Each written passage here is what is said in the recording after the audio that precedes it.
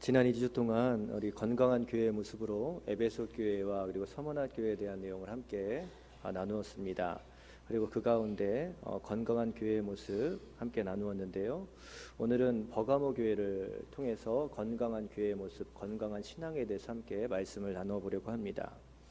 버가모 교회도 에베소 교회와 마찬가지로 주님께 칭찬을 받기도 했고 책망을 받기도 했습니다. 그런데 오늘 주님 말씀을 보면 가장 먼저 내가 어디에 살고 있는지 내가 안다라고 하시며 말씀을 시작하고 계십니다. 그리고 그곳은 사탄의 권자가 있는 곳이다라고 13절 말씀에 말씀하시는 것을 보게 됩니다. 버가모 지역은 에베소에서 에베소나 서머나와 달리 항구 도시가 아니라 내륙 깊숙한 곳에 위치한 도시입니다. 서머나에서 대략 100km 떨어진 북쪽에 있는 도시로 이 로마가 굉장히 중요한 요지로 삼고 있었던 곳이에요. 그래서 그곳은 중요한 행정 도시로서의 행정 수도로서의 역할을 감당했습니다. 또 위치적으로도 이 버가모라는 지역 자체가 해발 400m의 고지대예요. 이 구릉지대로 이렇게 솟아있는 곳이었기 때문에 그곳은 무언가를 보이고 도드라지게 만들기에는 참 좋은 위치를 갖고 있었던 도시입니다. 그러다 보니까 정치적으로 문화적으로 중요한 도시로서 그렇게 만들어지게 되었고요. 그래서 각종 지식, 각종 철학들이 모이는 도시, 학문의 중심지로서도 그 도시가 역할을 하게 되었습니다. 버가모라는 이름 자체가 헬라어로 페르가모라는 이 단어를 사용을 하는데, 이 페르가모라는 이 단어 자체가 양피지라는 말에서 유래된 거예요. 여러분, 양피지가 무엇이냐면 옛날에 성경을 기록할 때 이 양피지, 이 양의 가죽을 쫙 펴서 말린 거기에다가 글을 썼고 그것에다가 이 글을 남기고 기록을 남겨서 보존을 했습니다. 이 양피지라는 이 뜻을 갖고 있던 만큼 버가모라는 지역은 학문의 중심지이기도 했어요. 그래서 이 버가모라는 도시에는 20만 권이 넘는 책이 들어가 있는 거대하고 웅장한 도서관도 존재했었다라고 합니다. 이렇게 발달했으니 정치와 행정의 중심지였고 그리고 학문과 철학이 있었던 곳이었기 때문에 사람들에게 있어서는 살기가 부유하고 굉장히 좋은 도시로 그렇게 갖춰지게 되었다는 거예요. 그래서 사람들이 오늘날로 얘기하면 아주 부유하고 좋은 도시에 살면 괜히 우월감을 가지고 으쓱하잖아요. 서울의 강남에 산다 그러면 괜히 뭔가 가지지 않았는데도 뭔가 우쭐하는 게 있습니다. 실상 알고 보면 강남에서 월세 살고 있는데, 원룸 살고 있는데 전혀 비교가 할 수 없는데도 지역이 갖고 있는 우월감이 있는 거죠. 이 당시에 버가모가 그런 우월감을 주는 그런 도시였습니다. 그만큼 번화하고 그렇게 어깨에 힘이 들어갈 만한 도시로 인식되어 있었다라는 거예요. 그렇게 사람들이 모이는 도시이다 보니까 그곳에는 각종 신전들이 난립하게 되었습니다. 위치적으로도 참 도드라지게 높은 위치에 있었기 때문에 거기에 신전을 세우면 무언가 사람들에게 우러러볼 수 있는 대상처럼 여겨지는 거죠. 그래서 각종 그 신전들 그리고 황제를 숭배하는 황제의 신전 또한 거기서 만들어지게 되었어요. 사실 버가모는 지역적으로 역사적으로 우상 및 황제 숭배의 이 강력한 중심지로 알려져 있습니다. 그래서 버가모라는 도시 안에는 우리가 잘 알고 있는 로마의 신화들, 신들의 각종 신전이 다 있었어요. 제우스 신전, 디오소스 신전, 트리안 신전, 뱀의 신인 에스클레피오스 신전, 없는 게 없을 정도로 각각의 신전이 만들어져 있었습니다. 이미 신전에 대한 그런 이 분위기가 형성되어 있었어요. 그 분위기를 타서 신전의 요소가 그대로 들어와서 거기에 황제가 덧입혀진 겁니다. 그래서 황제 숭배의 신전 또한 만들어지게 된 거죠. 지난주에 나누었던 서머나가 황제 숭배의 시초라고 한다면, 신전을 유치하고 그 시초를 삼았다라고 한다면, 버가모라는 도시는 황제 숭배가 꽃피운 도시다라고 표현할 수 있습니다. 버가모 교회가 오늘 지금 주님께서 칭찬하시고 책망하시는데 버가모 교회 이 건물 자체도요, 이집트의 신인 이시스 신전으로 쓰였던 곳을 교회 건물로 삼아서 버가모 교회가 세워졌다 그래요. 그러니까 그 도시 자체가 얼마나 영적으로 타락해 있었고 신전이 난립하고 영적으로 혼탁한 그런 도시였는지 우리가 알 수 있습니다. 그런 도시에 성경이 말하는 사탄의 권자라는 도시에 버가모 교회가 세워졌습니다. 그러니까 여러분, 신앙생활 할 분위기가 나겠습니까? 얼마나 혼탁하겠습니까? 예전에 사역했던 교회 근처에 어떤 교회는요, 교회 문 앞에 절이 있어요. 절의 문과 교회 문이 맞닥뜨려 있어요. 그리고 그 옆에는 몰몬교도 있습니다. 그리고 그 옆에는 왕국회관도 있고요, 신천지도 가까운 데 있어요. 교회가 삥 둘러서 이단과 절과 각종 것들이 이렇게 언덕에 다 난립해져 있는 거예요. 그러니 여러분, 그 교회가 영적으로 얼마나 분위기가 이상하겠습니까? 얼마나 혼탁하겠습니까? 당시에 버가모 교회가 그런 모습이었다라는 거예요. 그런 상황인 겁니다. 그런데 그 모든 상황, 그 모든 영적으로 혼탁한 분위기, 그것을 오늘 말씀을 보니까 주님께서 알고 계신다라고 성경은 말씀하고 있습니다. 그런데 아신다고 그친 것이 아니라 여기에 칭찬이 이어지고 있어요. 13절 말씀에 이렇게 기록합니다. 내가 어디에 사는지를 내가 아노니 거기는 사탄의 권자가 있는 데라. 내가 내 이름을 굳게 잡아서 충성된 증인 안디바가 너희 가운데 곧 사탄이 사는 곳에서 죽임을 당할 때에도 나를 믿는 믿음을 저버리지 아니하였도다. 지금 예수님께서는 버가모 교회를 칭찬하시는데 뭐라고 칭찬하시냐면요, 내 이름을 굳게 잡았다라고 표현하시며 칭찬하시고요, 그리고 13절 후반부에 보니까 죽임을 당할 때에도 나를 믿는 믿음을 저버리지 아니하였도다, 그렇게 표현하고 계셔요. 한마디로 그거죠. 믿음 지켰다는 겁니다. 너희 주위의 환경이 영적으로 타락했어도, 심지어 핍박이 주어지고 죽음의 위기가 닥쳤어도 너희가 예수의 이름을 굳게 잡았다, 예수를 향한 믿음을 그래서 저버리지 않았다, 예수님은 그래서 칭찬하고 계신 것입니다. 여기서 우리는 이 버가모 교회의 모습을 통해서 건강한 교회가 가져야 할 요소, 하나님 원하시는 칭찬하시는 그 모습이 무엇인지 발견합니다. 그것은요, 교회 안에 진리가 살아있는 것, 그리고 믿음을 지키는 것, 그것이 건강한 교회, 건강한 신앙이다라는 것을 알 수 있다라는 거예요. 여러분, 교회 안에는 진리가 굳건히 서 있어야 합니다. 이 진리를 향한 믿음을 가지고 이 믿음을 지키며 나가는 모습이 있어야 합니다. 그런데 여러분, 진리가 무엇입니까? 진리가 무엇이에요? 요한복음 14장 6절에는 말씀합니다. 예수께서 이르시되 내가 곧 길이요 진리요 생명이니 나로 말미암지 않고는 아버지께로 올 자가 없느니라. 예수님은 스스로를 가리켜 진리다라고 말씀하십니다. 곧 진리는 예수 그리스도입니다. 교회 안에 진리가 세워지고 신앙 안에 진리가 붙들림 받아 믿음을 지킨다라는 것은 교회 안에 머리 대신 그리스도가 온전히 서 계신 것, 믿음의 생활 가운데 우리가 쫓아가야 할 표대로 예수님께서 든든히 서 계신 것, 그래서 예수님의 뜻을 쫓아 예수님과 함께 삶을 걸어가는 것, 그것이 바로 진리 되신 예수님, 그 예수님을 붙들고 믿음을 지키는 삶의 모습입니다.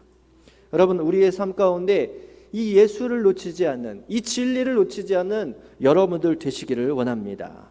그런데 여러분, 믿음의 생활이 참으로 힘든 것은요, 예수님보다 좋은 것들이 너무나도 많다는 겁니다. 예수님 잃어버릴 만한 일들이 너무나도 많다는 겁니다. 예수님 아니어도 살아갈 만한 재미있고 즐겁고 편한 것들이 너무나도 많다라는 것이에요.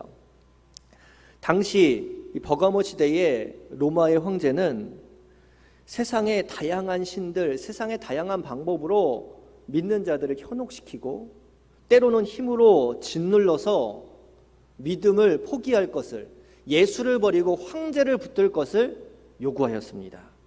황제가 진리라고 위협하고 가르쳤습니다. 당시 로마의 총독은 대표적으로 버가모 교회의 총독, 감독이었던 이 안디바를 잡아들였어요. 이 버가모 교회가 황제를 숭배하는 것에 거부를 하였고 오직 주님만 섬긴다고 외치고 다녔기 때문입니다. 대표적으로 버가모 교회의 감독 안디바를 잡아들였어요. 로마의 총독은요, 당시 정치적인 지도자였을 뿐만이 아니라 황제를 숭배하는 신전의 제사장의 역할도 감당했습니다. 그가 안디바를 소환해서 황제 숭배를 요구합니다. 그런데 여러분, 황제 숭배는 의외로 간단합니다. 황제의 흉상 앞에다가 향을 피우고요, 시저, 황제는 주님이시다, 이렇게 선언하고 고백하면 돼요. 그게 그냥 황제를 숭배하는 방법이에요. 그것만 하면 안디바는 쉽게 풀려날 수 있습니다. 그 말 한마디면 이 생명을 보장받을 수 있는 것이죠. 안전함은 얻을 수 있습니다. 그런데 안디바는 그렇게 하지 않았어요. 그는 예수님은 주인이시다, 오히려 그 소리를 외치며 기꺼이 죽임을 당하는 자리로 나아갔습니다. 지난주에 나누었던 서문학교회의 폴리캅 감독도 이 안디바와 동일하게 믿음을 지키며 화형당하는 순교의 자리로 기꺼이 나아갔습니다. 버가모 교회도 이 안디바와 같은 순교자의 거룩한 피, 이 거룩한 순교의 모습이 있었던 거지요. 그런데 여러분, 거룩한 피가 흐르는 곳에는, 그 순교의 피가 흐르는 곳에는 그 피의 영향을 받아 믿음을 지키는 자들, 믿음을 쫓는 자들, 이 믿음의 열매들이 분명 맺혀지게 됩니다. 안디바가 앞장섰더니 그 앞에 그 먼저 선 자가 그렇게 열심을 가지고 믿음을 지키며 나아갔더니 뒤따르는 자들이 본을 받고 영향을 받아서 믿음을 지키는 일들이 나타났던 거예요. 그렇기 때문에 예수님께서는 그 믿음을 지키는 모습, 진리를 붙들고 열심히 걸어가는 그들의 삶을 칭찬하시고 축복하고 계신 것입니다. 한국 기독교 역사 가운데에서도 그런 순교의 피를 흘린 분들이 참으로 많습니다. 대표적으로 주기철 목사님이라는 분이 계십니다. 이 주기철 목사님의 이 순교와 이 신앙의 모습을 영화화해서 2016년에 극장에서 영화를 개봉한 일이 있는데요. 제목은 일사각오라는 영화입니다. 주기철 목사님이 천황 숭배, 이 신사참배를 거부해서 옥살이를 여러 번 하셨었죠. 그런데 마지막 감옥살이를 4년 정도 하셨는데 4년이 지나고 마지막쯤 되니까 이제 육신이 다 힘이 다 빠지는 거예요. 이제 고문을 하도 당해서 이제 소위 너덜너덜해진 겁니다. 이제 죽음이 더 가까워졌다라는 것을 이제 감옥에 있는 사람들도 알게 되었어요. 그래서 일본 순사가 이 주기철 목사님의 사모님에게 데려가라고 통보를 했습니다. 얼마 안 있어서 죽으실 것 같다고. 그랬더니 그 사모님이 데려가는 걸 거부했어요. 그리고 뭐라고 얘기하냐면 우리 목사님은 감옥에서 순교하셔야 합니다. 그렇게 얘기했대요. 그리고 직접 돌아가시기 전날, 순교하시기 전날 목사님을 면회하러 가서 목사님에게 이렇게 얘기했다고 합니다. 목사님, 감옥에서 순교하십시오. 어머니와 아이들 제가 책임지겠습니다. 걱정 마시고 목사님은 여기서 순교하십시오. 목사님이 순교하셔야 한국교회가 살아날 수 있습니다. 그렇게 이야기했다고 해요. 그렇게 주기철 목사님은 해방을 앞둔 44년 4월 21일 밤에 목숨을 거두셨습니다. 순교하셨습니다. 당시에 한국교회가 믿음을 지킨다 하면서도 이 신사참배의 문제 가운데 타협하고 신사참배에 무너졌던 모습들이 참 많았다고 합니다. 신앙을 갖고 있었지만 일제 탄압의 신앙을, 중심을, 예수를, 진리를 포기하는 경우들이 있었다라는 거예요. 그러한 상황 가운데서도 주기철 목사님은 순교함으로, 그렇게 진리를 붙듦으로, 믿음을 지켜나아감으로 그 당시에 한국교회의 경종을 울렸고 귀감이 되었고 한국교회의 자존심을 지키게 되었다라는 것입니다.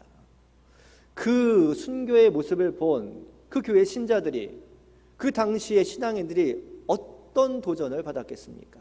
그것은 울림이 되고 그것은 도전이 되어서 우리 조기철 목사님이 흘리신 신앙의 그 피, 순교의 그 피를 쫓아 믿음을 향하여 나아갈 수 있는 또 다른 도전, 또 다른 걸음이 만들어졌다라는 것입니다.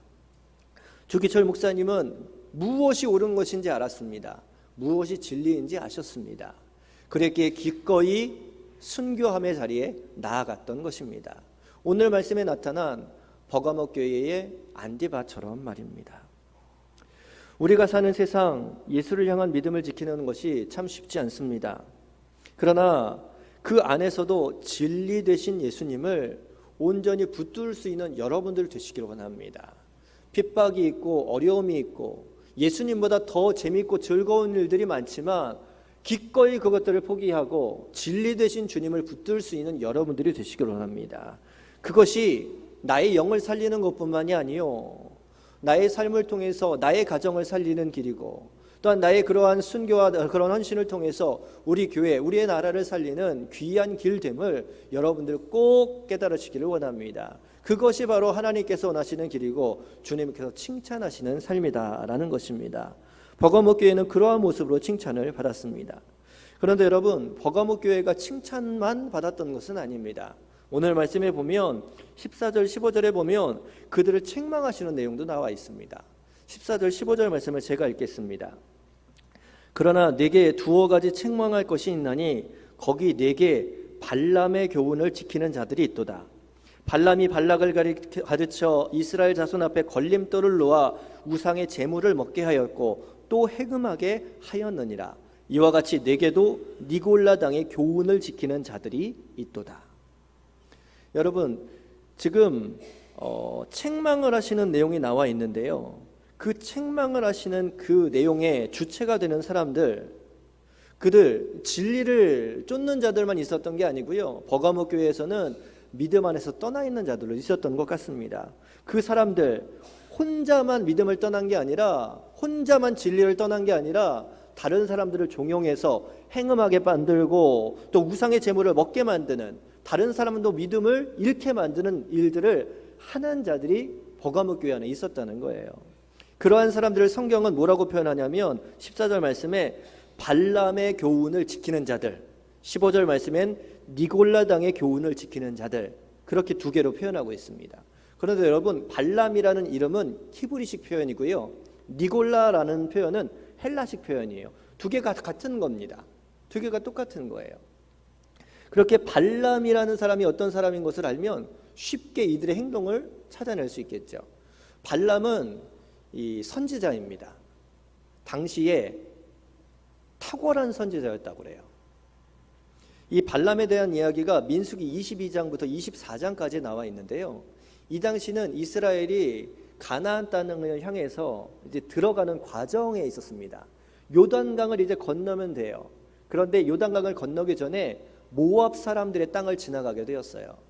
그런데 모압 왕이었던 발락이라는 사람은 이스라엘이 이렇게 승승장구해서 가나안 땅에 들어가는 것이 배 아팠습니다. 그래서 당시에 뛰어난 선지자라고 이름이 있었던 탁월한 선지자였던 발람을 불러서 이스라엘을 저주하라고 요구를 해요. 명령을 합니다. 그런데 탁월한 선지자였으니까 지금 이 발람이 이 왕의 말대로 이제 저주를 하려고 하는데, 여러분, 저주하는데 발람의 입술에 저주의 말이 나오는 게 아니라 이스라엘을 향한 축복의 말들이 계속 나오는 거예요. 왜냐하면 하나님께서 그 입술에 축복의 말을 담게 하셨기 때문이었어요. 하나님께서 이스라엘을 축복하는 것이 하나님의 뜻이었고, 그래서 그가 입술을 열어 말할 때 저주가 나오는 게 아니라 자기의 생각과는 달리 축복의 말이 나오게 된 거예요. 즉 발람의 이 입술에 축복의 말이 나오는 것을 보고 발람은 이것이 하나님의 뜻이었구나를 알았다라는 것입니다. 그런데 발람 선지자는 그 하나님의 뜻을 알면서도 축복의 말을 멈추었습니다. 그리고 저주를 퍼부었어요. 왜냐하면 발락이라는 모압의 왕이 이것을 부탁하면서 많은 재물을 주었기 때문입니다. 이 모습을 베드로후서 2장 15절에서는 뭐라고 기록하냐면요, 이렇게 기록해요. 그들이 바른 길을 떠나 미혹되어 부올의 아들 발람의 길을 따르는도다. 그는 불의의 삭슬 사랑하다가, 그렇게 표현해요. 발람은 선지자여서 하나님의 뜻을 알았고 하나님께서 내 입술에 축복의 말을 채워주시는 것을 알았음에도 불구하고 지금 모압 왕이 주는 재물이 거기에 마음이 있어서 하나님의 뜻을 부정하고 지금 악한 말을 쏟아내고 있었던 겁니다. 그런데 말로 안 된다라는 것을 알아요. 그래서 이 발람이란 선지자가 모압 왕에게 이렇게 제안합니다. 뭐라고 제안하냐면요, 모압 여자들이 이스라엘이 이렇게 지나갈 때에 이스라엘 남자들을 유혹하게 하는 거예요. 그래서 우상 숭배의 음란한 연회에 참석하게 만들게 하라는 겁니다. 이게 선지자인 발람이 모압 왕에게 제안했던 내용이에요. 실제로 모압 왕 발락은 이 아름다운 모압의 여인들을 이스라엘 사람들 가운데 이렇게 몰래 보내서 남자들을 유혹하였고, 그래서 이방의 신전 우상 숭배하는 현장에 찾아와 우상의 제물을 먹게 하였고 음란한 그 제의 행동을 할 수 있게끔 그렇게 만들었다는 거예요. 발람이 왜 그랬냐 하면, 발람이 왜 이렇게 재원했냐 하면, 그렇게 이스라엘 백성이 타락하면 의로우신 하나님이 진노하실 것을 알았기 때문입니다. 너무나도 생리를 잘 알고 있었기 때문이에요. 너무나도 하나님의 뜻을 잘 알고 있었기 때문에 무엇이 옳은 것인지 무엇이 그런 것인지 알면서도 재물 때문에 이스라엘 백성들이 그렇게 타락하게끔 만들었던 겁니다. 여러분, 몰라서가 아니에요. 알면서도 그래요. 왜 그러냐? 그 안에 진리 대신 예수 그리스도가 있는 게 아니라 그 안에 있는 재물에 대한 탐심이 있었기 때문에, 세상적 유익이 있었기 때문에, 나에게 더 좋은 것들이 있기 때문에 하나님의 뜻, 진리를, 예수 그리스도를 버린 것입니다. 그래서 이스라엘 백성을 넘어지게 만들고 우상의 제물을 먹게 만들고 행음하게 만들었던 거예요. 그게 발람의 행동이었다라는 것이죠. 그런데 버가목 교회에 그런 자들이 있었다라는 거예요. 그 니골라당의 행위, 이 발람의 행동을 뚫는 사람들이 있었다라는 거예요. 한 교회 안에서 말이죠. 여러분, 죄라는 것은요, 사단의 행동은요, 거창하고 괴물 같고 더럽고 추한 것으로 우리에게 다가오지 않아요. 겉에는 그럴싸하게 포장되어서 아름다운 모습을 하고 나에게 다가와서 나를 유혹하고 나를 넘어뜨립니다. 옛날 어렸을 때 사단을 그리면 애들이 꼭 이렇게 괴물의 모습을 그리고 머리에 뿔을 그리고 그랬었죠. 그런데 여러분, 사단 그렇지 않아요. 어렸을 때 여러분 기억하십니까? 저는 어린 시절에 그 만화 중에 또리 장군이란 만화를 본 기억이 있어요. 또리 장군이란 만화는 반공 만화인 것 같아요. 꼭 북한에서 이렇게 활동하는, 그래서 뭐 이렇게 싸우고 이기는 장면을 그리는데 꼭 거기에서 나오는 북한 사람들은 다 온몸이 빨개요. 꼭 머리에 뿔이 달린 무슨 늑대와 여우처럼 꼭 그려져요. 어렸을 땐 그런 모습 맨날 보고 자라니까, 아, 북한 사람들은 그런 사람이구나, 그렇게 알았어요. 그런데 여러분, 진짜 그렇습니까? 안 그렇잖아요. 북한 사람들도 동일한 사람이고 우리랑 똑같은 모습이에요. 북한 사람인지 잘 모르죠. 옛날에는 간첩 그러면 정말 무섭게 생각했는데 아니었죠. 우리 옆에 가장 착했던 이웃이 간첩이고 그랬지 않습니까? 여러분, 교회 안에 다 선한 것 같고 교회 안에 다 좋은 사람들만 있는 것 같지만, 사단의 그 영향은, 사단의 궤계는 그러한 선한 것을 포장해서 우리 주위에 자연스럽게 들어온다라는 거예요. 나는 사탄이다 이마에 써붙이고 우리의 삶 가운데 유혹으로 다가오지 않는다라는 거예요. 우리의 신앙을 흔들어 놓는 이단의 전략도 마찬가지예요. 일단 교회에 들어와서 열심히 헌신하고 충성하고 봉사합니다. 신천지가 그렇다죠. 신천지인지 아닌 것처럼 옛날에 믿음 생활 했는데 이사 왔다고 거짓 얘기하면서 교회에 들어와서 신뢰를 얻고 열심히 수고하고 헌신하고 봉사합니다. 그래서 사람들에게 신뢰를 받고 인정을 받습니다. 그렇게 신뢰를 쌓은 다음에 그 다음에 이제 교리를 가르치고 사람들을 이끌어내고 사람들을 미혹에 넘어뜨리게 만드는 것, 그것이 이단이 갖고 있는 두 얼굴의 모습이지요. 사실 우리들에게 가장 무서운 것은요, 거짓과 불의의 모습을 한 자들이 아니라 선함을 가장한 불의한 자들이, 이 사람들이 무서운 거예요. 이 전략을 이단에서 사용한다라는 것이죠.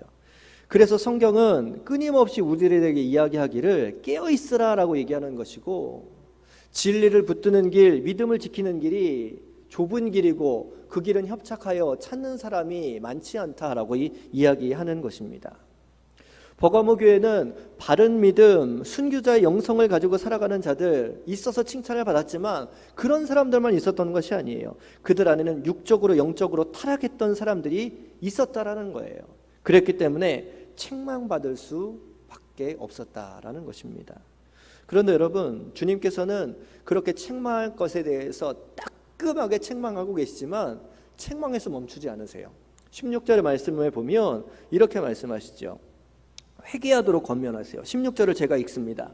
그러므로 회개하라. 그리하지 아니하면 내가 네게 속히 가서 내 입의 검으로 그들과 싸우리라. 여기에서 우리는요, 건강한 교회, 건강한 신앙의 가장 중요한 요소를 발견합니다.